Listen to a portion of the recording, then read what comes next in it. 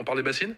Oui, Des bassines de la discorde, décidément, avec effectivement cet après-midi émaillé par de nombreuses tensions. On va rejoindre sans plus tarder notre envoyé spécial. Il s'agit de Mathieu Devez. Vous êtes à Sainte-Soline. Vous suivez la situation depuis de nombreuses heures pour CNews. Qu'en est-il? Est-ce que le retour au calme est acté?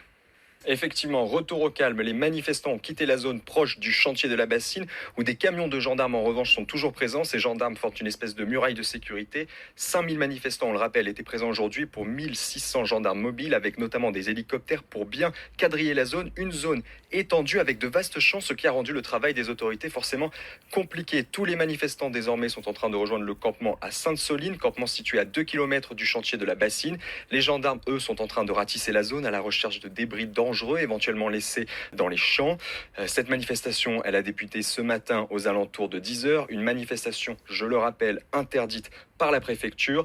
Et ce matin, on a vu des manifestants relativement calmes mais déterminés, des retraités, des sympathisants de gauche, des altermondialistes. Et c'est dans l'après-midi, en effet, que la tension est montée. Les gendarmes ont fait face à 4000 opposants particulièrement déterminés à braver les arrêtés d'interdiction et pour certains extrêmement violents.